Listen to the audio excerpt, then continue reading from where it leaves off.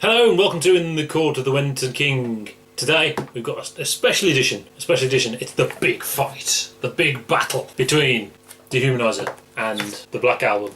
Battle between the two, which is better?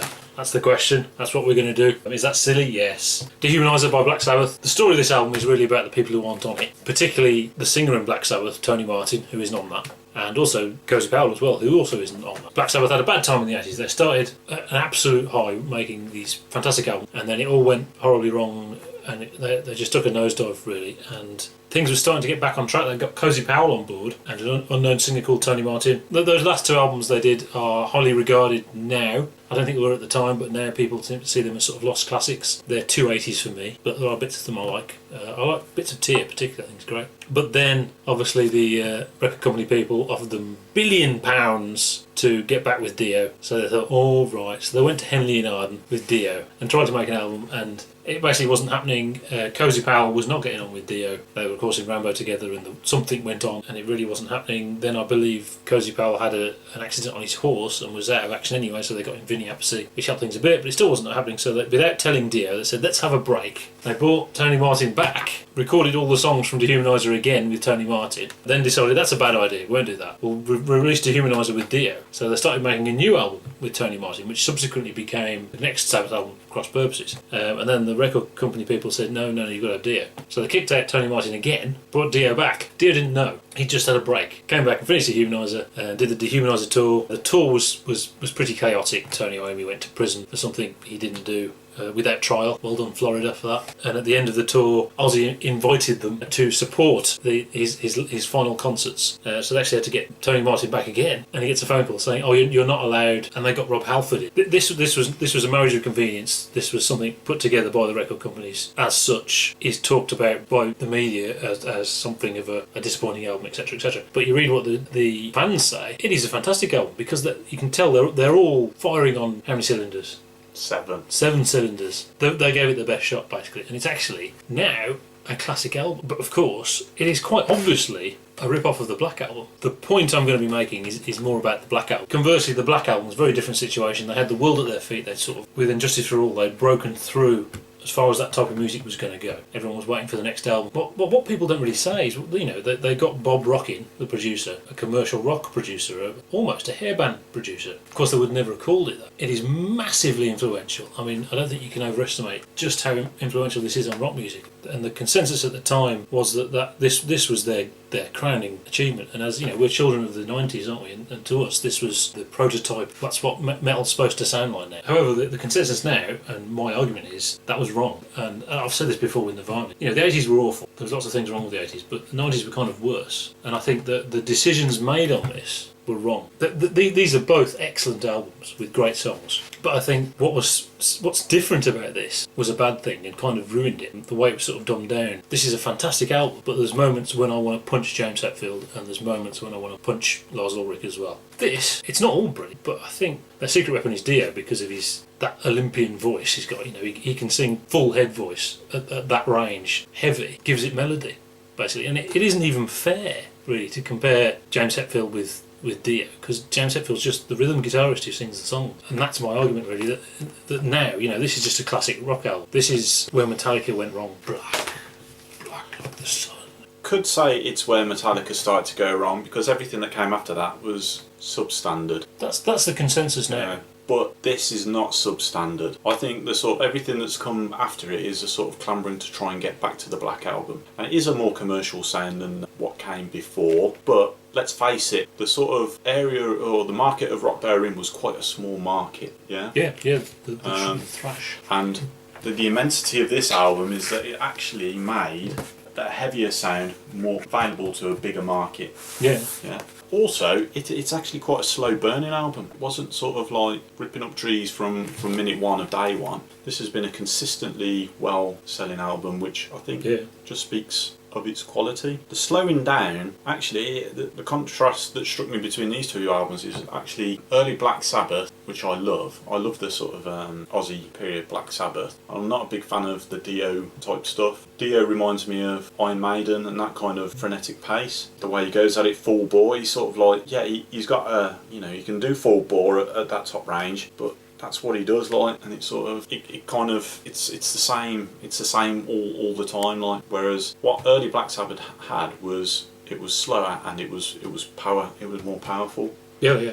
And I think what's happened with Metallica is they are definitely a very good thrash band, and they've slowed it down, and what that's given is a little bit of power, and Hetfield's voice actually suits that because it's lower. I mean, Ozzy hasn't got a great voice, but with that type of music in the right setting, it's actually very, very good. There's no standout individual, if you know what I mean. Well, a bit like Led Zeppelin, actually. They're all equal. They're all on par with each other. Yeah, I'm not saying these are equal musicians to the Led Zeppelin, but they are sort of in the same area, which gives them a very good, consistent sound. One thing we should mention is the production on both albums. It's fantastic. With the exception of 13, these are the best produced albums by each band. Big guitar sound, big drums. I'm not a fan of either drummer, in truth. That's interesting, actually. Yeah, they say a band's only as good as a drummer. But last week we did a bit of Pink Floyd. This week we're doing a bit of Metallica. They're kind of two bands that kind of break that rule. They're not known for having great drummers. I mean, there's nothing wrong with Lars playing on the first 4 Metallica albums. It was when he tried to... I mean, with thrash, the drums play with the guitars, or the guitars follow the drum. It's all about that. And he stopped doing that. He went back to playing the beat that do, you know, manly man rock for men. What we'll do, we're going to do each song in parallel. I appreciate that makes not a lot of sense, but in some cases it does make sense. That's the way we're going to do it. So on Dehumanizer we've got Computer God.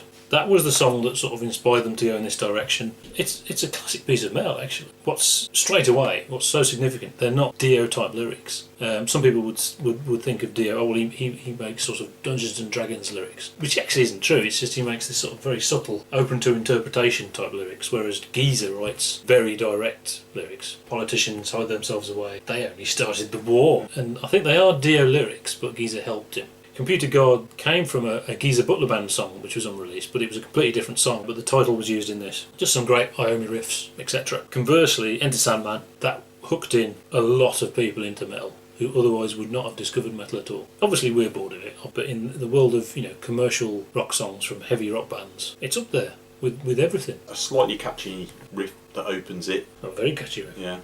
Which makes it a very good opening track to an album. Very commercial and ultimately a bit shallow, but that's its purpose, you know. And obviously it does that in spades. So, you know, After All the Dead, we hear what I'm assuming is Geezer influenced riffs. Geezer does occasionally write riffs, and he comes up with the more dissonant sort of Bartok evil heavy riff. That's what this doesn't have. This has a bluesiness to it. And After All the Dead is a killer bit of Sabbath, but Sad But True, very, very similar. They've obviously put the second track there because it's like Sad But True. Sad But True is the best thing on this album. In this case, Sad But True wins. In the punch fight. I have to say, I actually, it was a standout track on Dehumanizer for me. It's the one that I kept coming back to. But Sad But True is an excellent song. I don't think I appreciated it to start with, how good it was. It took me a while to get into it, and it was like night and day. As soon as I got it, I really got it, and it's a very good one. I mean, the Black Album works as an introduction to metal. You hear Enter Sandman on the radio, and you think, okay, well, the first song, that's good. I don't know whether I like the rest of it. And of course, the next song is really heavy, but really melodic as well. And it's drop D tuning, so the bottom string is tuned down to D. So I can't actually play it on normal tuned guitar. And obviously Sabbath, they were either one semitone down or 3 semitones down, or Born Again, 2 semitones down. Track 3. TV Crimes and Holier Than Thou. I think Holier Than Thou is rubbish, to be honest. It's, apparently, what's his name? Bob Rock is the producer, is he? Metallica always make fun of him every time they see him because he thought it was going to be the single, and it really isn't. It's a really naff song. TV Crimes, okay, remember Holier Than Thou, what is it? Goes like that. Right, TV Crimes goes. So it is literally the riff in reverse. I think TV Crimes is a better song, and that's down to Dio actually. The obligatory anti-televangelist lyrics makes it good, and that was the single. I think it's kind of underrated, TV Crimes. Whereas Holier Than Thou is kind of stupid. There are a few filler tracks on the Black Album. Why is it so long? It is quite long, isn't it? It's typical of the 90s where it had to be an hour long. It's sort of people having CD players in the house as a given was fairly new, so I think they wanted to make sure that they filled them. It is an example of, it's like they've lost self-awareness. It just sounds, it's just a stupid riff and a stupid, can't take it seriously. Children's metal. So next song. Now Letters from Earth it wasn't the first song they made from this album, but it was like a preview song. They released an early version of it. I think it's incredibly meh. I've never really got it at all. I mean, this is one of the first rock albums I ever heard was Dehumanizer, and I always used to think, oh, boring, Letters from Earth. But there are fans of it, so I don't know. Again, The Unforgiven is one of Metallica's strongest songs. It's one of 3 songs on here that stand up to the rest of their stuff. And obviously they've made sequels to it. They've made a career out of it. So it must be good. Actually, Unforgiven 3 on Death Magnetic was probably one of the best songs on there. Yeah, I mean, The Unforgiven was, along with Enter Sandman, one of the hooks into the album. It's something that most people could enjoy. I'm actually bored of it now. Yeah, I think I'm probably the same. I recognise it's good. But again, there's something about the performance of it which is stupid and exemplifies that 90s-ness. It's like a bluesiness they put into it. They're trying to be commercial, but they're trying to stay heavy, and the drums going bo, bo, and the extra, the is really silly. But it is still a brilliant song. Great lyrics. Again, clear vocals, you can hear what's going on. That's true, yeah. And they're really evocative and really draw you in. 5. This is an interesting one on Dehumanizer. This is Master of Insanity. This was a Geezer Butler Band song, and is thus kind of more commercial and less heavy. It's a very good performance from Dio. I mean, Dio is putting his heart and soul into this album, and he threw away his band for this album and was subsequently obviously screwed over. But the verses are from a Rainbow song called Lady of the Lake. But on the Black Album we have We're On My Own, which is a good song in the obligatory classic metal scale. I love Wherever On My Own. It's good, isn't it? I like it better than The Unforgiven. Really? Yeah. It's harmonic minor scale, most of it, but the actual riff is actually Phrygian. So, if it was harmonic minor, it would be... But it isn't. It's... Interesting. But the rest of it is actually harmonic minor. So Time Machine. This was on the Wayne's World soundtrack, a bit where the Terminator bit. I've just seen this boy. In the background is Time Machine. That was actually an early version of Time Machine. The album version is a lot better. It's very commercial. As a 13-year-old, I loved the solo. I thought the guitar solo was awesome. I don't know whether this is nostalgia for me. Really, it's a very commercial song.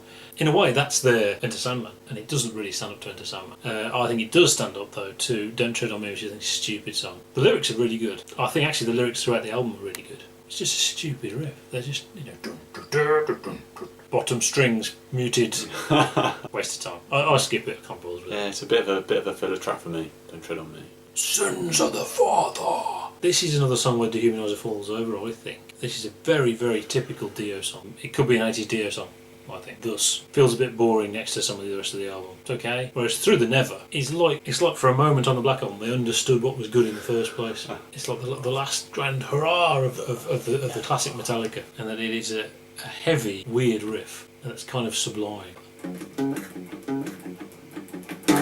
It's not Master of Puppets, but it's of that style. Mm-hmm. So I do really like Through the Never, and it's tight, and the drums are tight on there, unlike the rest of the album. I'm not a massive fan of Through the Never. It is unique on the album, and it's about the playing, not about the song. Maybe that's it. Track 8. I really bought this song in the 90s, and I really thought it was a real great classic Sabbath. I think I was probably wrong. It is a feat in 1992 to make a song like it, because given the previous album had a power ballad on it, it was an 80s power ballad, but they got around that by making it very Dio-esque and with heavy riffs on it. And it is very good, but it is not a classic. It's not Heaven and Hell or something. Whereas Nothing Else Matters is brilliant. Because it's not a power ballad. It doesn't have to fall into stereotypes at all. And it's easy. For the only time on the album they managed to be gentle and heavy without it sounding stupid and...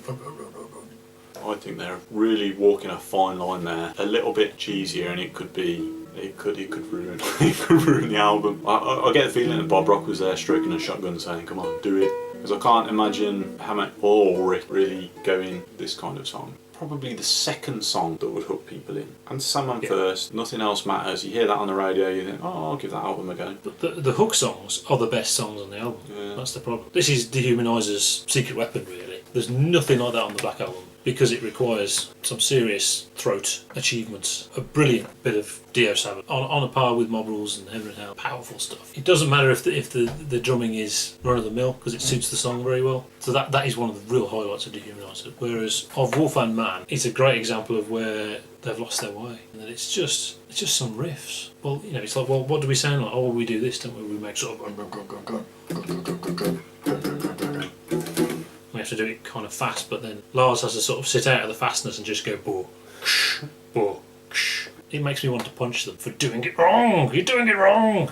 I love A Wolf and Man. Out from the New Days, Mister. It's a song about a werewolf, man.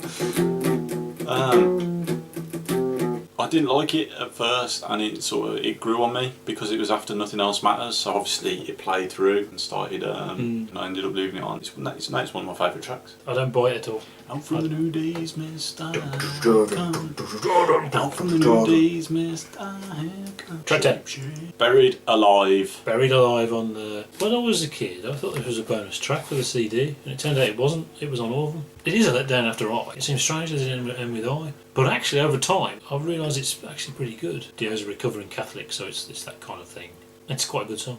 A bit of a meh way to end the album, whereas The God That Failed, similar subject matter. Obviously, it's a bit darker than that, but again, stupid riffs. It's just hello, ah. That doesn't make it good. Going ah at the end of each sentence. I like The God That Failed. Okay, but it is. There's a stylistic problem I have with it in that bluesy 90s-ness. I don't like. It isn't that it's bad. It's that it signals in the wrongness of the 90s. I mean, I wouldn't listen to that and think, oh, that's from the 90s. Then again, I don't really associate 90s with heavy metal. Maybe I should. But they're also responsible for Nickelback. And bear in mind, Nickelback are the best of that stuff. I think this is the perfect example of what's wrong. Because on the one hand, you've got something sublime, ruined, one by performance and also by composition. I wonder if maybe if Cliff Burton was there, it would have gone in a different direction. And I think it's very nearly this sort of epic neoclassical masterpiece. Ends up being not. Remember that bass riff is written by Jason Newsted. I wonder if that's so, but that's why they didn't go in that direction. It doesn't go in the direction of that riff. It starts off, it is sublime. He just stood there screaming, and then his voice starts to change. Hearing only what you wanna hear, and I'm singing in the 90s. Putting at the end of each line, then my friend of misery. What? And it just goes all wrong then. And the actual chorus, I think it's quite good. What is it? Whatever it is. Reminds me a little bit of Cemetery Gates, which is on Cowboys from Hell. Because the significance of that is that Pantera took over from Metallica. They replaced them when Metallica started doing this. The guitar solo goes a little bit neoclassical, but it was like they couldn't go there because that's not cool and it's ruined. So I just want to hear the first minute of that song and cut it off because it just annoys me. Manly man rock for men. It does feel they've sort of padded out the end with very similar sounding songs. Because it comes after A Wolf and Man and The God That Failed, it just gets lost. You're right, it's got an epic opening. The struggle within. This starts so well. You think it's going to be, okay, why is there another track after My Friend of Misery? I don't quite get that. Well, it starts, you think, oh, it's going to be this amazing epic. And then it stops with a Sabracadabra. And then, what do we do? Oh yeah, we do this, don't we? Shut up! It's like they've been away for 10 years and they can't quite remember what they used to do. It's sort of 12 tracks, man. This is the problem with 12 tracks. It reminds me of latter day James LaBrie trying to sound heavy and it just sounds stupid. Not one of my favourites. Bit of a weak ending to the album, really, the last two tracks. Much like Buried Alive. That's a depressing ending to a strange review. Bite, who won? Tell us. Ding! Okay, so in the 90s, yeah. Okay, Dehumanizer I give 5 eggs, which seems a lot, but my point is, as far as I'm concerned, it is the equal of Heaven, Hell and Mob Rules. The Black Album, I'm going to give 4 eggs. I'm not going to give it 5 eggs. Right then, Dehumanizer, I'm going to give 3 eggs. 3 eggs? In my opinion, an average album with a couple of standout songs. I'm not a big fan of Dio, so that doesn't help matters. The Black Album, I'm going to give... It's a very good album. It sold lots and lots and lots. Or initially 22 million. It introduced me to a side of music that I wouldn't probably be listening to today if it wasn't for that. We'll be back next week for our 50th episode. Wow. Where we're going to mess around and all sorts of stuff. And after that we're going to be doing a few different things. We're going to be doing The Doors, we're going to be doing a bit of Rainbow. We haven't decided yet, maybe only one album. So, see you soon. Goodbye. Thanks very much for watching. Thumbs up.